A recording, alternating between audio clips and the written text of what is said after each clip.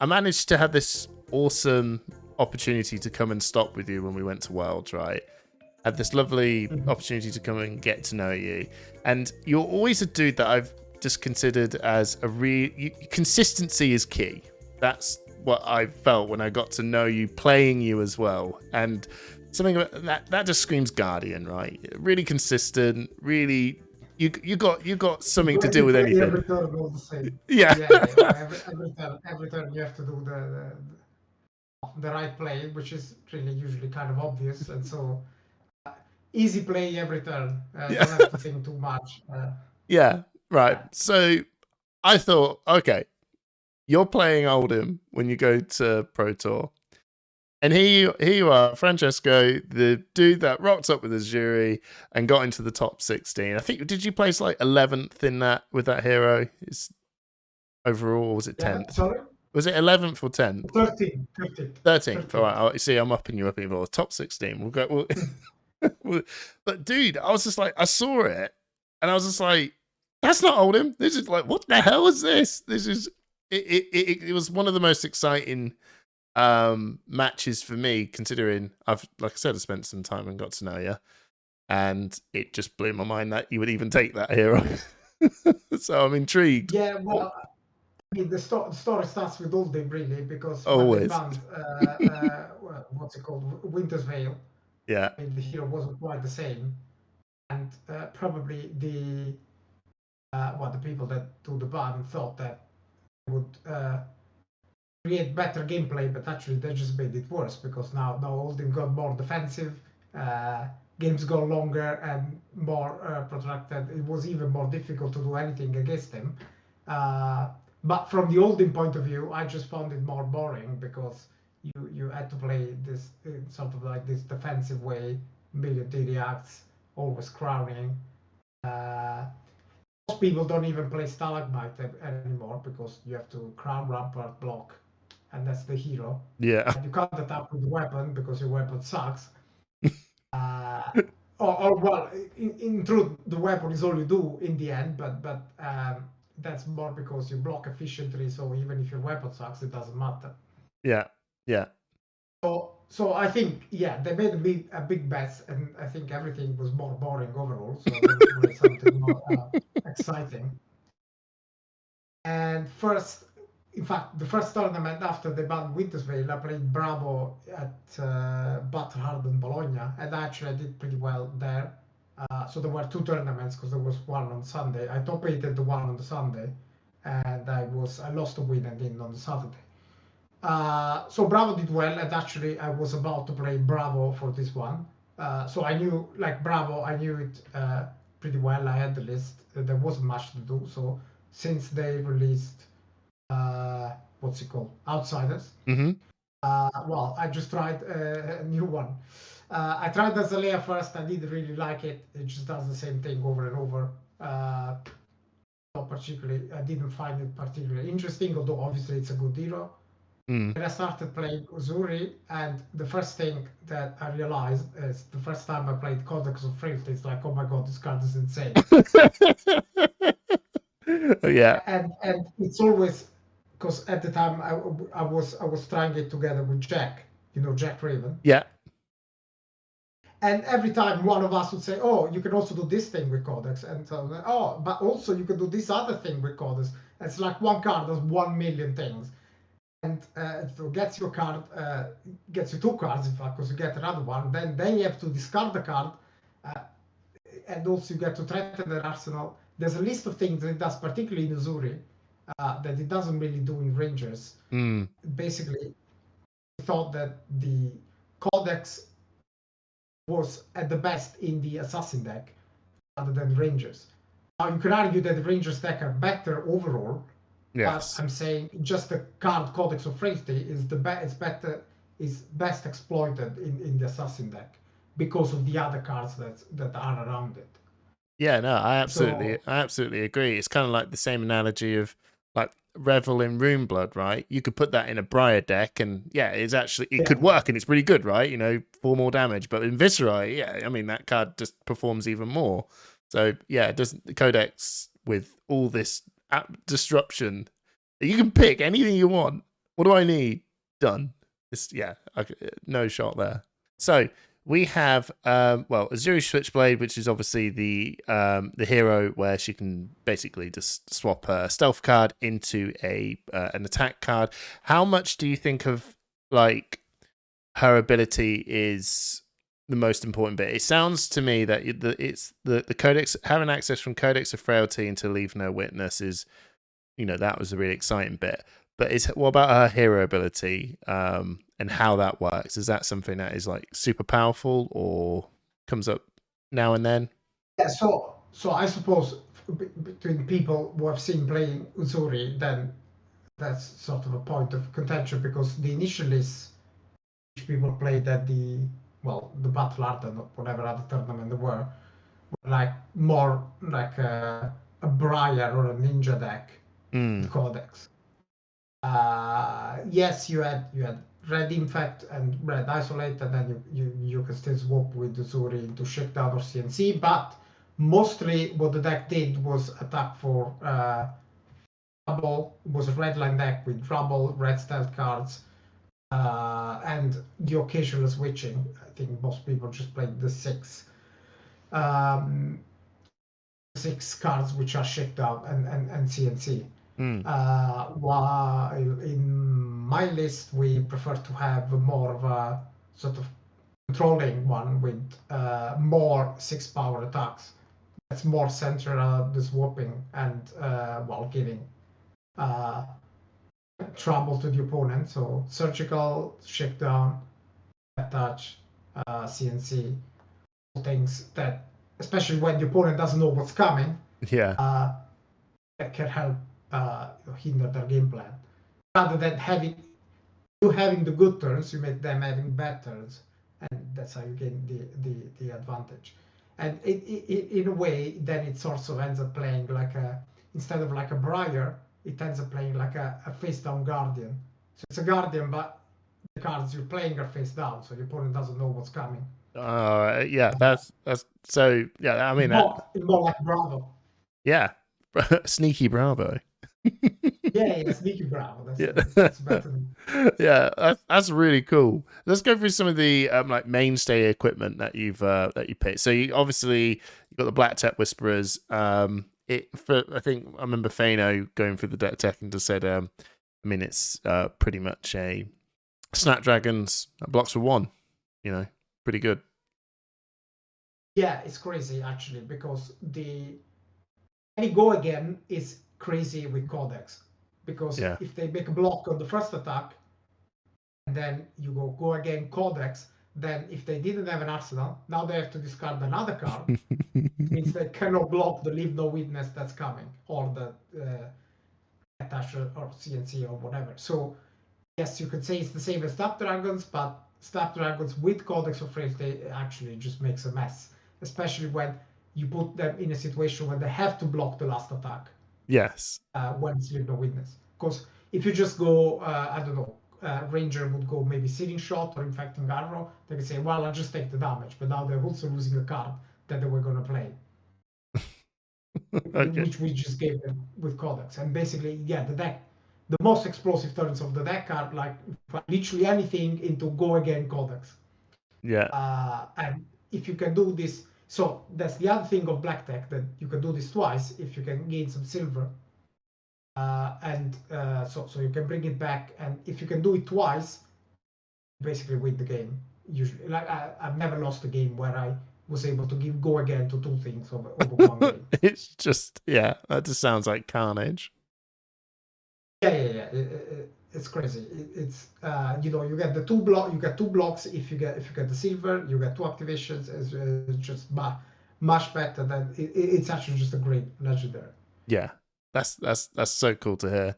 And then you got your Crown of Providence and Findale Spring Tunic as your mainstay. I mean, they're just you don't really have a decent chess piece, I imagine. So just Tunic, right? I mean, the Tunic is just the best chess piece in the game. It allows crazy lines with Codex still. Obviously, Codex is still we're gonna call it. It's not a jury. This is a Codex deck. Yeah. That's really what it is. And I guess what we haven't said yet is that the point of Codex is that you have to play when you do not have to discard a card. Mm-hmm. But then, obviously, you're not going to have any resource either. So the point is pitching first and then using the Codex. With Tunic, then you can get to play the 2-cost attack, because typically you go pitch a blue for weapon, then you have 1 left, and then with Tunic you can play CNC or Shakedown out of a Codex. Yeah. That's brilliant. That's obviously that's just crazy. Tunic is just very important, and Crown as well has way more importance than it would look like. Though obviously it's the best handpiece in the game. Yeah. But in this deck specifically, it helps you to play Codex yet again, because you need to have a clear arsenal. Yeah. So there's one point in the game where you have an arsenal you haven't managed to play, and then you draw Codex, like, oh, now I need to clear my arsenal, and so then you can just block with the Crown, arsenal goes away, and then you can plan your turn with Codex. So that ends with Codex and your arsenal is free. Fair enough. And then Flick Knives. You gonna tell me there's something to do with Codex with Flick Knives? No, but no. It does have something to do with other cards in the deck, which is the looking for a scrap. Or, I mean, it's just great. So usually I would say good legendaries do like 2 of something, I don't know, Grasp of the Arcane blocks 2. I mean, in fact, blocks 3 even. The Flick Knives can deal up to 2 damage, because you can flick both your knives, and you can get some others back even, and blocks. So together with Nerve Scalpel, which is one of the daggers, it can reduce the defense of a D-React before it resolves. Yeah. So you play your turn, they play a D-React, in response to Flick Knives. Obviously, you're in the reaction step if they play a D-React. Mm-hmm. And if they play a Sync, in response they will get hit by Nerve Scalpel, so the Sync will defend for 3.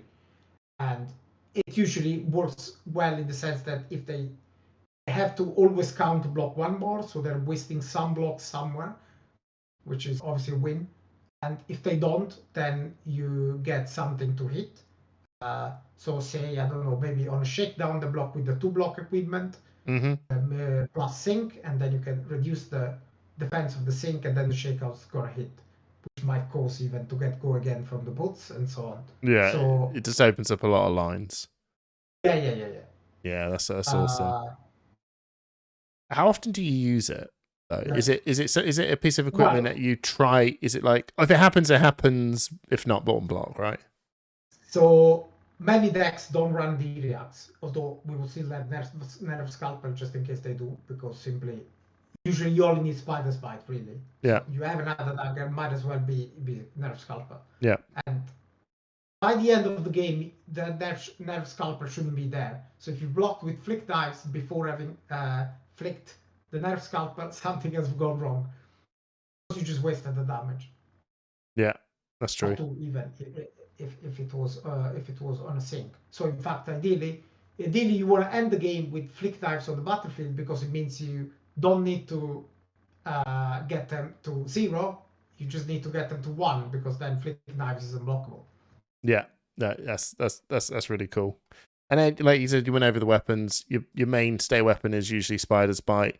Well, actually, no, that's probably a lie. Actually, your mainstay weapon is actually Nerve Scalpel, and then the Spider's Bite. I suppose that's true.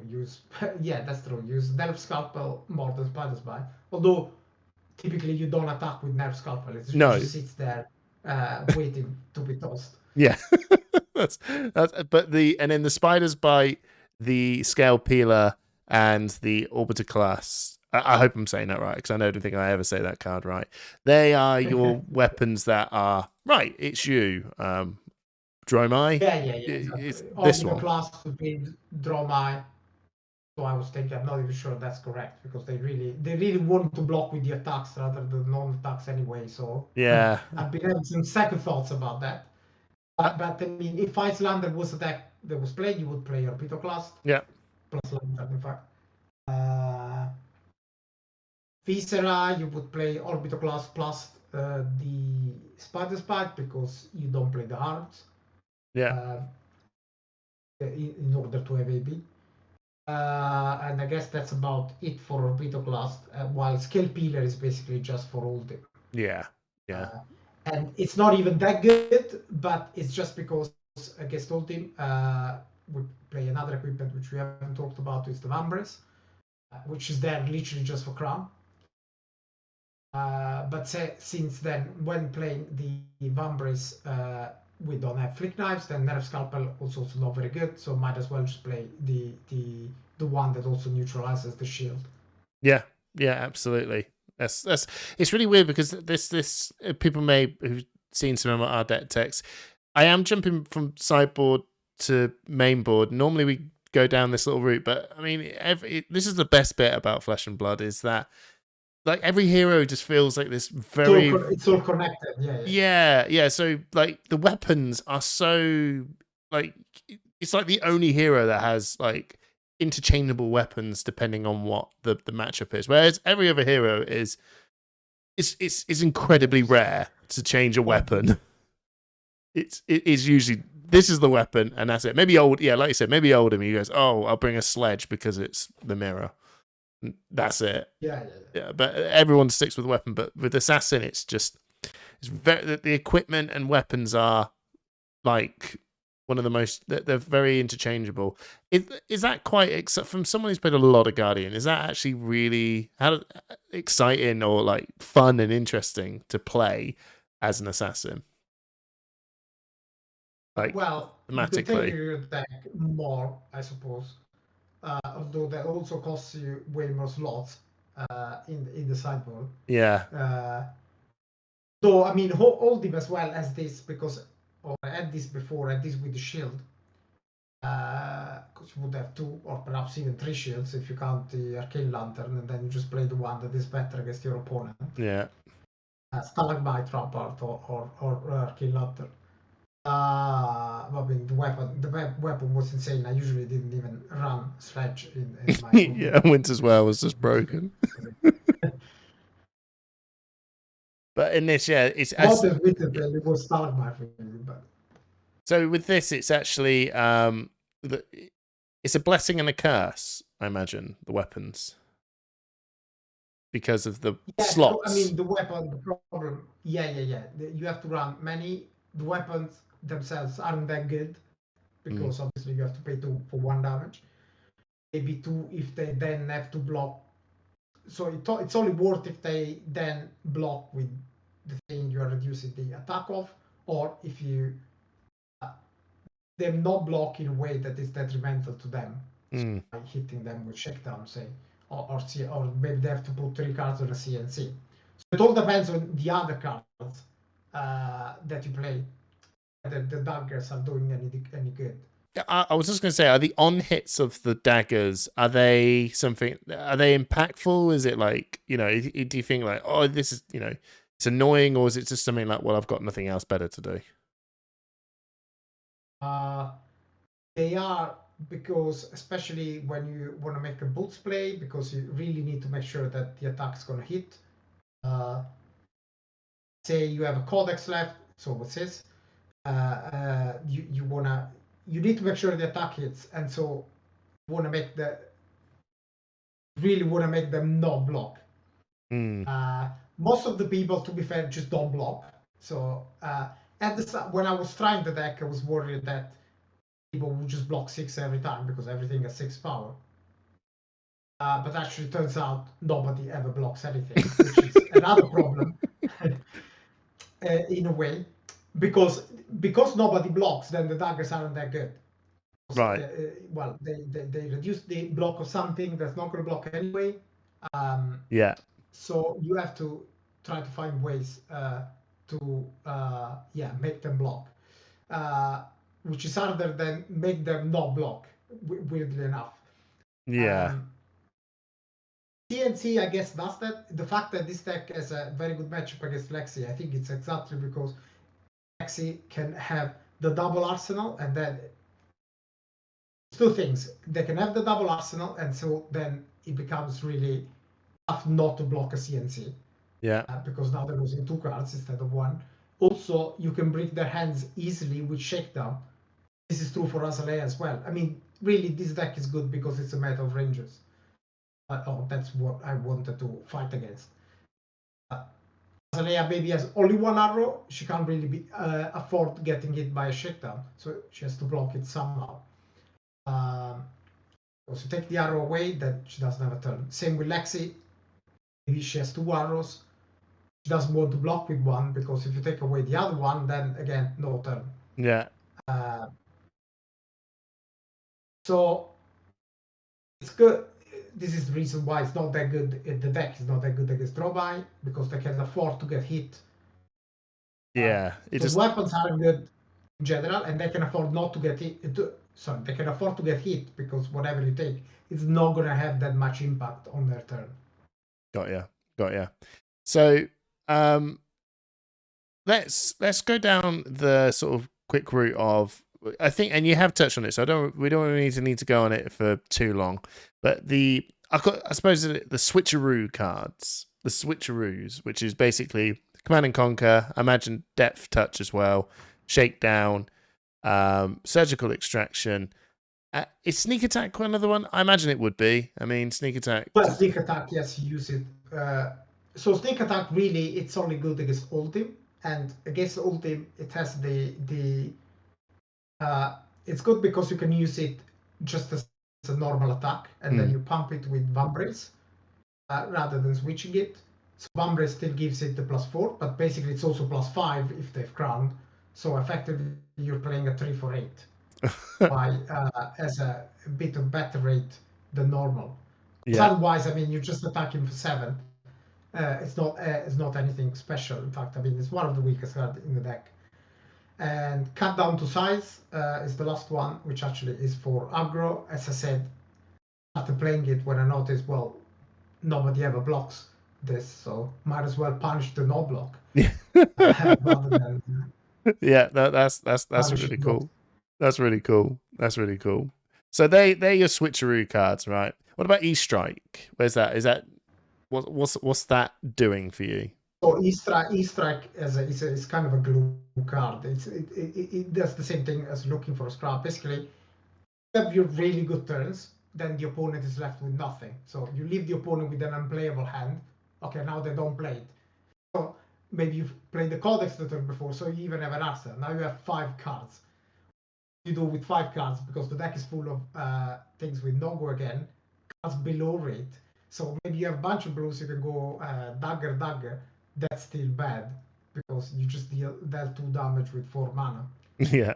Some cards will go again, and well, E-Strike is just a perfect blue card. If you're left with 2 cards, it attacks for 7. Otherwise, it attacks for 5, which is just 5 free damage. Nobody ever blocks an E-Strike will go again because they have to block the next thing.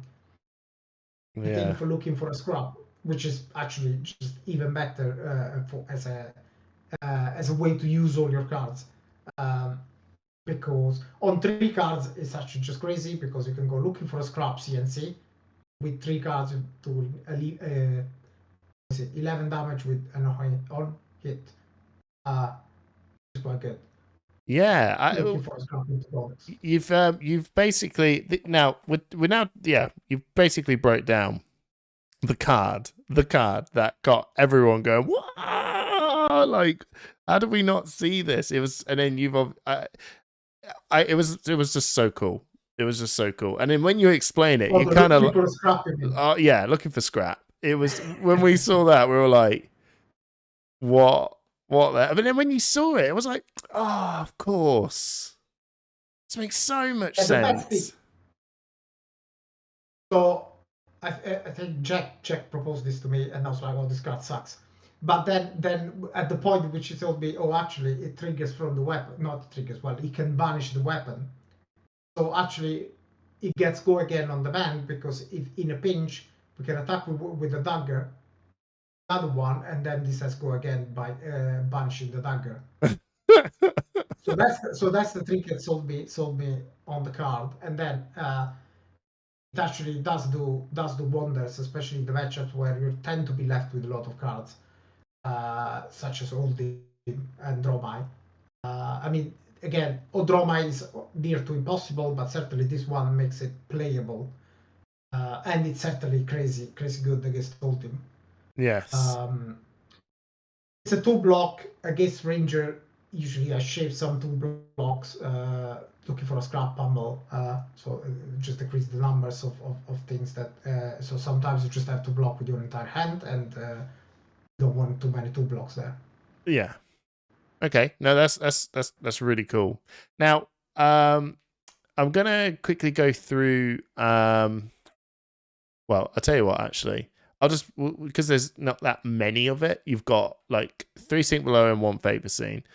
Just this one random lowly little Fate Scene. Just the deck, as I say, the deck is just short cards. There are not enough assassin cards that are good. Yeah. I think you can have more of the same. Now you have a bunch of 0 for 4 with no-go again. Actually don't help you because if you're left with 5 cards, well, what are you gonna do? Now, obviously, Sink and Fate don't help either in that case, but at least they block well. Yeah. So most people won't just pass their turn. So maybe Alexi will attack you with a sitting shot or a drill shot, even if you've disrupted them, and so at least now you can block cleanly. And also they just get you closer to your best card. Yeah. So usually, I mean, the Sink Below algorithm is pretty simple. Do I have Codex? No, then I sink a card because I want to draw it. Same for same. That's so cool. Now, and just you've got some attack reactions in here as well with Pummel, Res Reflex, Shred. I mean, it's really weird. I look at Shred and I look at Spread and Plague. I know they're attack reactions. I know they are, but I don't feel like they are. Do you know what I mean? Because I'm so used to seeing attack reactions. But maybe it's because I've played of Warrior, and Guardian being those heroes that just go, it just increases damage, right? But these don't. But they don't. I don't know. It's Shred kind of does. It's kind of a problem. This is wild because if you look at Shred, it feels like kind of above rate compared to the Warrior cards, because usually Warrior don't just get to go +3. No. They +3 with reprise, or maybe they have one resource +3. So I think that felt a bit odd because the red Shred is even 0 mana -4. So yeah. Like, okay, what's going on there? Now the card is just not very good. That's what goes on there because, as I mentioned, nobody blocks, and so you can never use it. Yeah. If they don't block, it just stays in your hand, or even worse, it stays in your arsenal. It's a card that tend to get to arsenal because you have a turn, they don't block, you haven't used it, goes in arsenal, and it stays there for like 10 turns until they're low enough that they have to block, and then you can finally play. Usually, actually, that wins the game. So when they're low enough, they have to start blocking. Your Shred sort of lit up, and then they can finally be played. But for the rest of the game, they're not great. No. Although that's why I just played yellow, because the deck is all 2 costs. So really, it's not like you need brews. Box 3 and yellow is just a resource card mainly, and then sometimes you can use it when you think they're gonna block. Yeah. No. It's funny because it's kind of hard to play it because yellow you can always attack with the weapon. So there's always the choice: do I attack with the weapon, or which is 1 damage for sure, they never blocked the weapon, or do I hold the Shred to have maybe the +3 damage?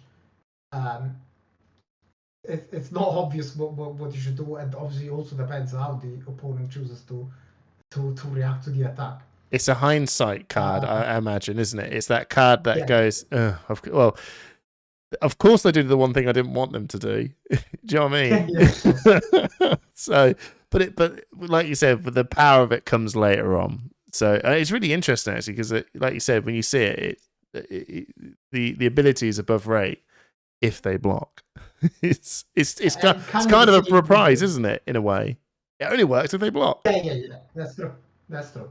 And it's kind of the same, but Dorita has more. I feel like Warrior has more things to make them block because they can snowball, while Assassin only effect on the turn cycle. So yeah, maybe you get all their cards, but then they're gonna draw a new hand, and now it's so they're not incentivized to block, because worst thing that can happen is that they have a somewhat weaker turn and then they come back later.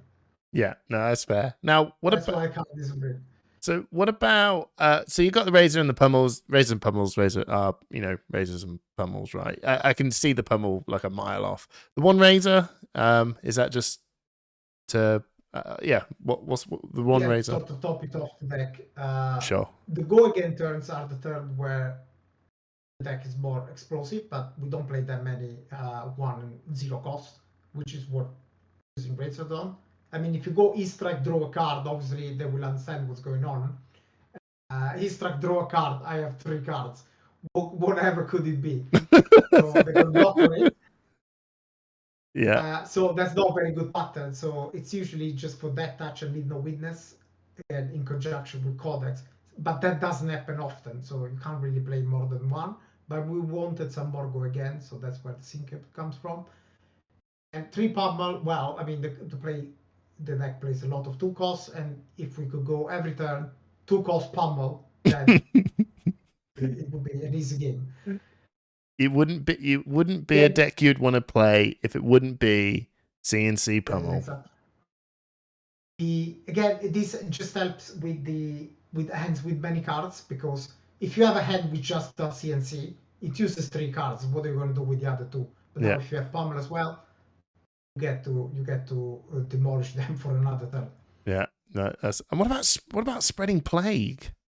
That was, I mean, it's such a really good card, but I feel like people just didn't really know what to do. It was kind of, I've seen it in decks, and I've seen people saying no, it's not that good. But what's your thoughts? Spreading Plague is a colorless shred, so it has the same issues and benefits of shred, but it's better because when it works, it's actually just insane. It works on turn 1. Sometimes turn 1 you go shake down and they block with their entire hand. It's like, okay, he's full blood. Turn 1. This has happened. It works great with Pummel. I tell you, if you play an attack where it's obvious you have Pummel, it goes CNC, I have 2 cards. Yes, one is Pummel, but the other one is Spreading Plague. So now you can either go Pummel preaching the Plague, or you can go Plague preaching the Pummel. So if they go block with my entire hand, well, they get full blood rods. Oh my god, it's definitely, yeah. I mean, once you get it going, I bet it just feels like remarkable. So it is like Shred in the sense that it can get stuck in Arsenal, but different from Shred. When it works, it actually just takes away the game. Because also it's kind of an unblockable damage, because you've already blocked. You put 2 cards on the block, and then you get 2 blood rods. Well, now what are you gonna do? Just take 4 for free because you're gonna have a turn. I love it. And then Concealed Blade.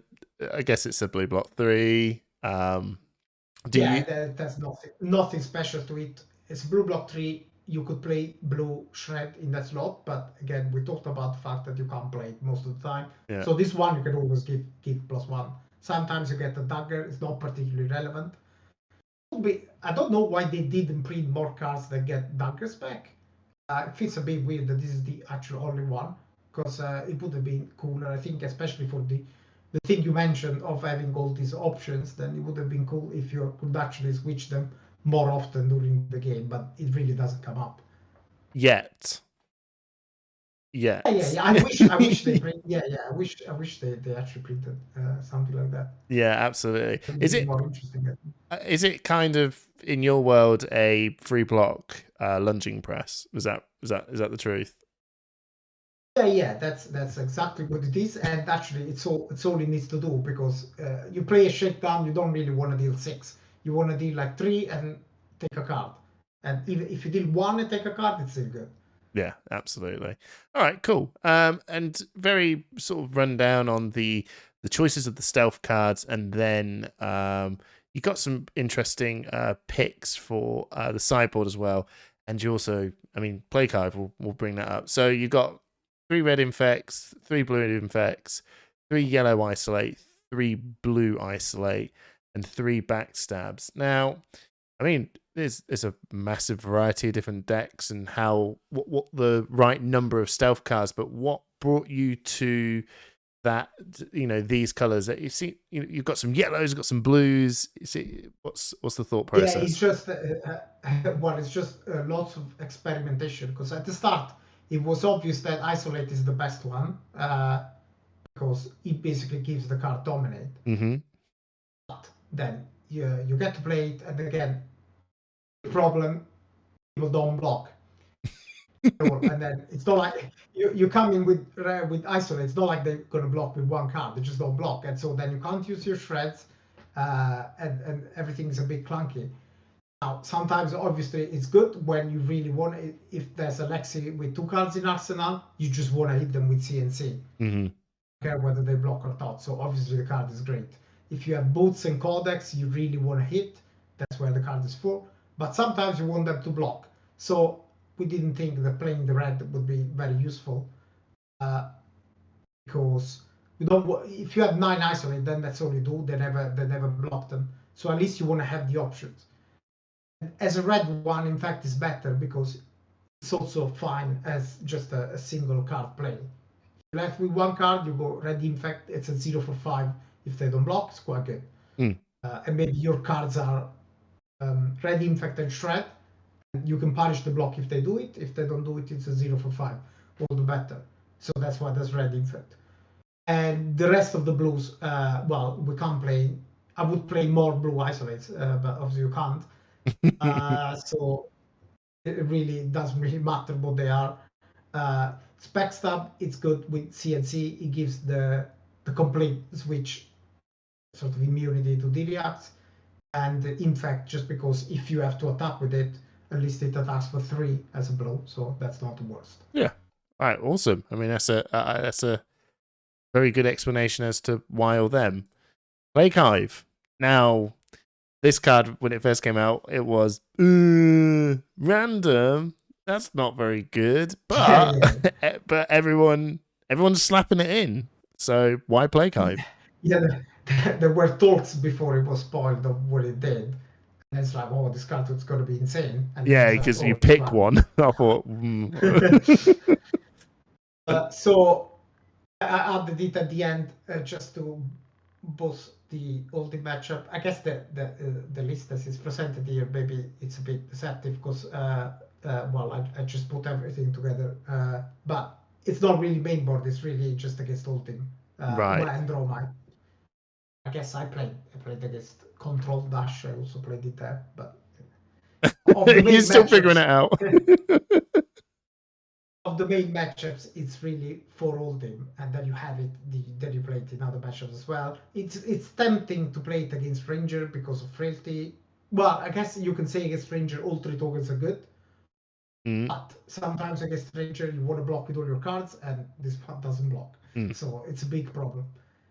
It's the same as having the 2 blocks. Like you think Pummel would be good, or the go again one, but there are 2 blocks. Can't have too many, and especially can't have a 0 block.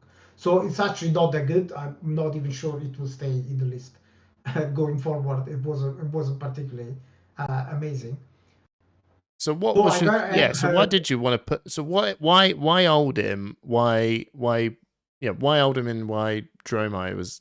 Why did you pick this in? What is it? Was it doing against that in that matchup? Well, it's specifically, but you're gonna see your deck multiple times, especially against Ultim. You might see your deck even 3 times. So if over the course of the game you give 3 tokens with this thing, then actually it's a good card in the overall.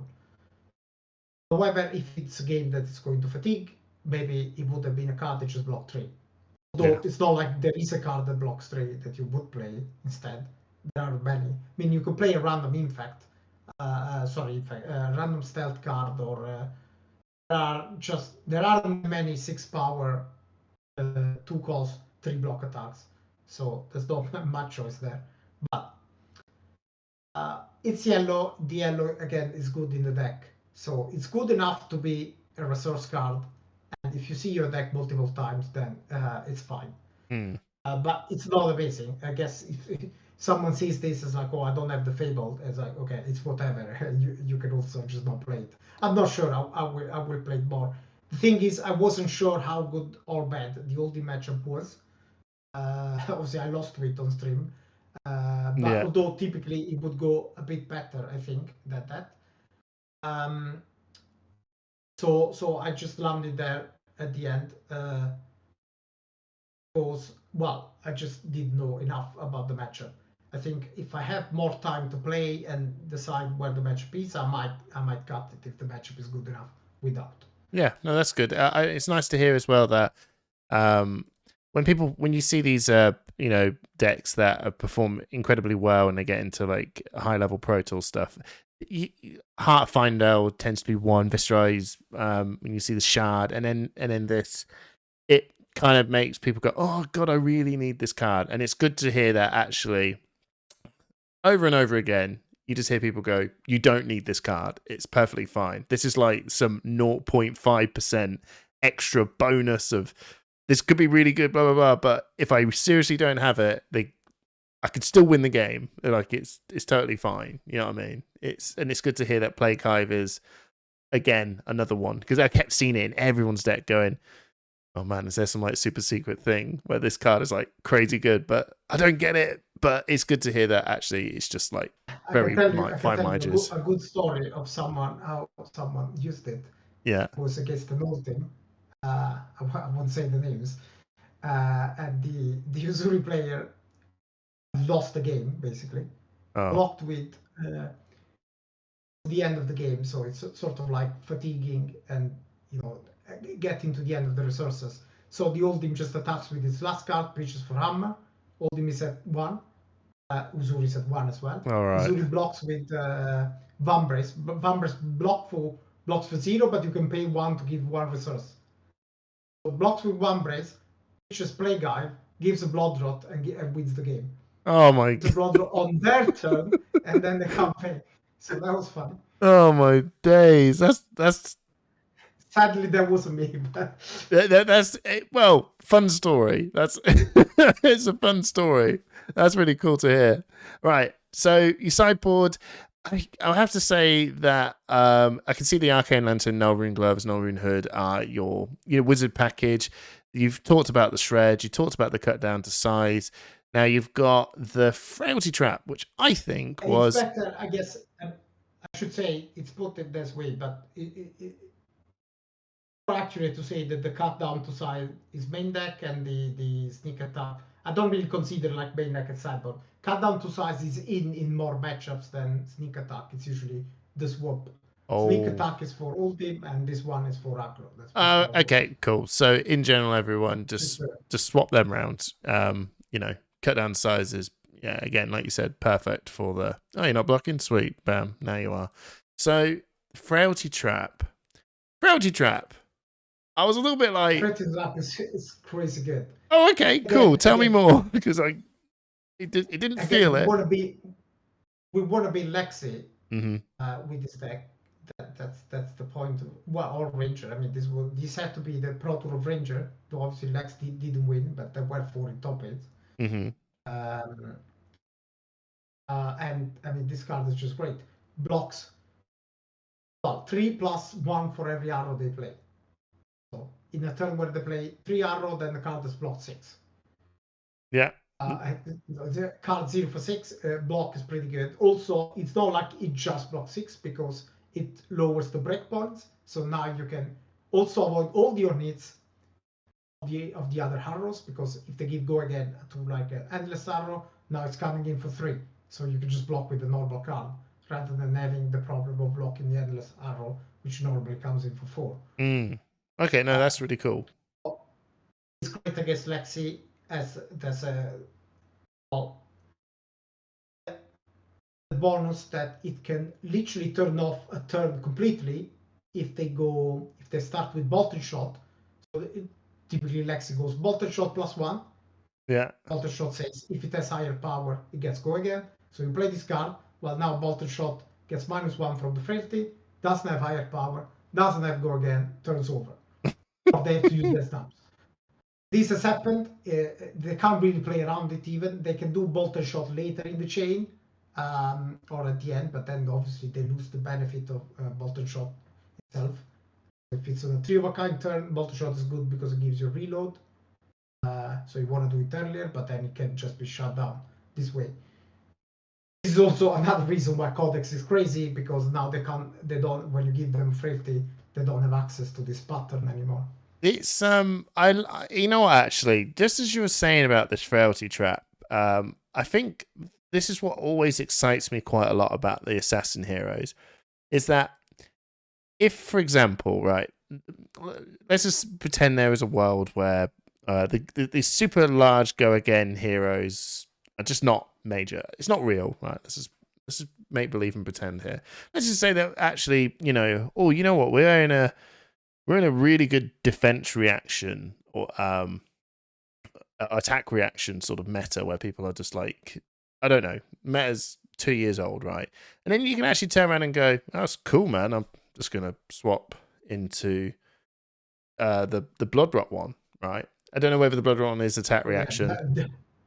Or is it increased power? That would be good, because then it blocks. It is attack reactions, yeah. So it's actually like, because I see this Frailty trope and I mean, you actually no. Well, actually, the meta is dictating this. This card just bombs in that way. And if for some reason you go, actually, for some strange reason, Bolton in Dust Till Dawn comes out, right, and he is like attack reaction like all the time. Like, that's how he has to do his highly aggressive stuff.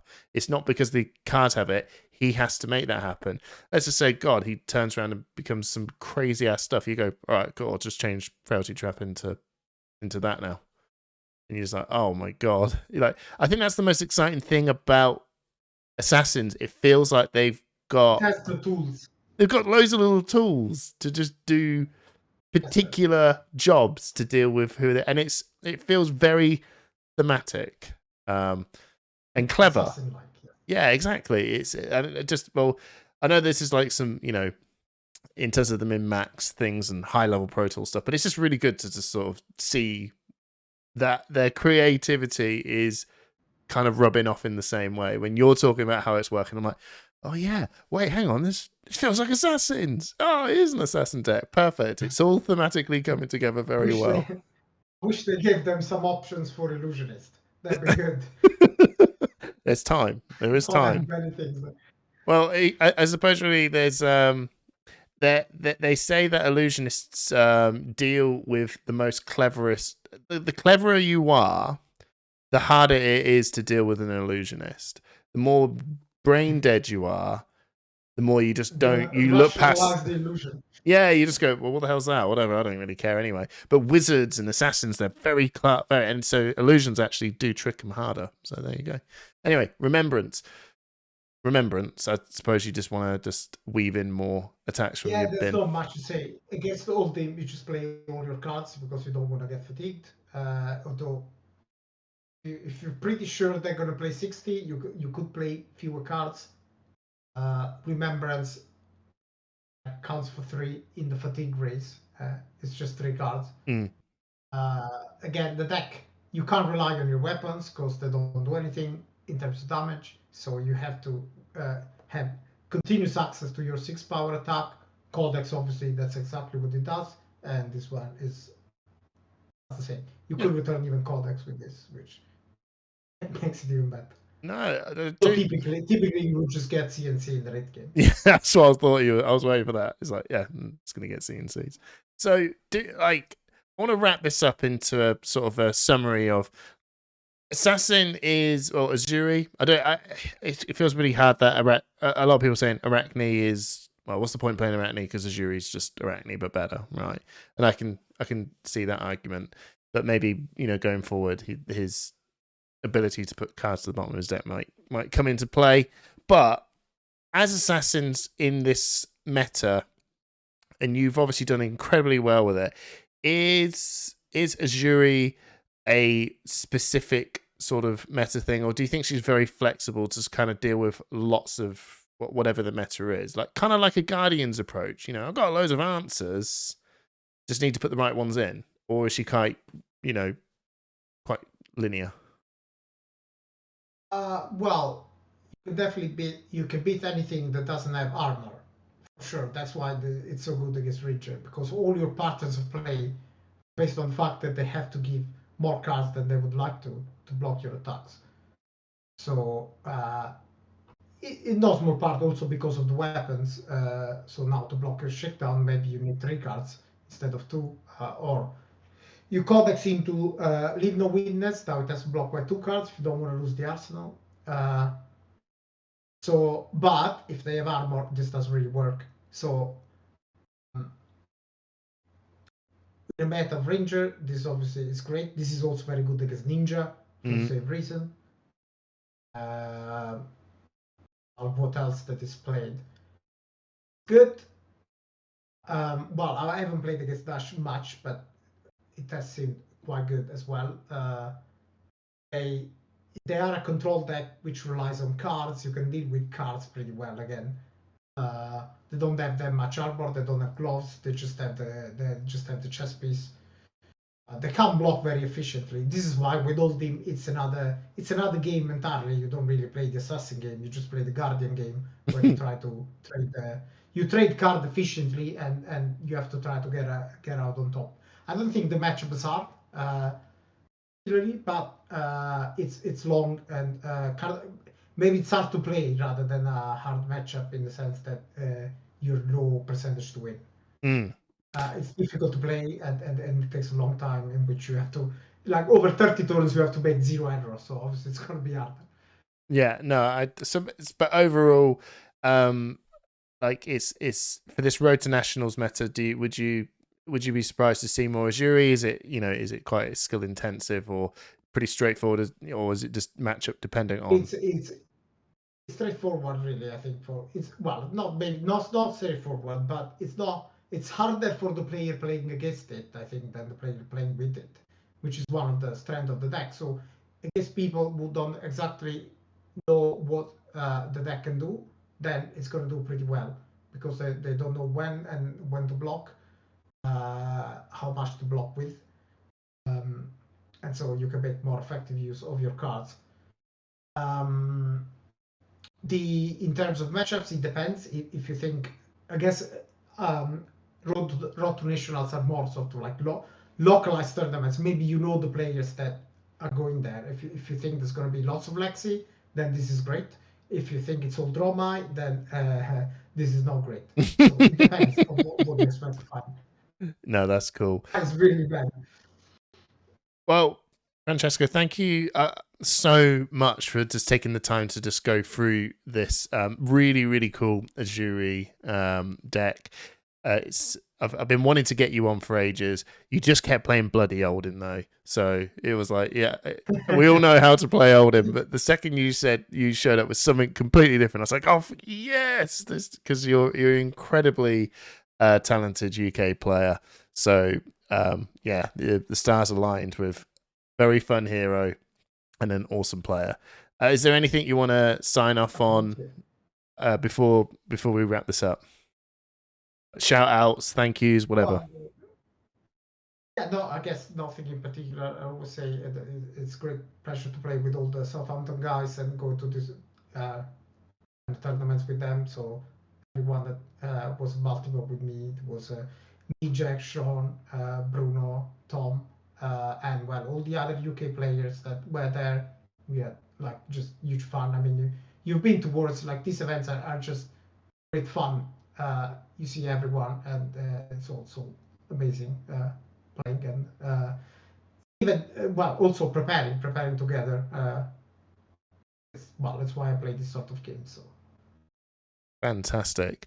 Right, well, dude, we're going to sign it up from there. I hope everyone enjoyed this. Leave a like and a comment below, and if there's anything that you want to ask, just throw it down.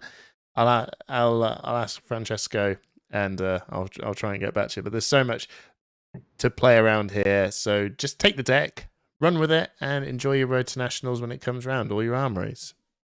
See you later, everyone.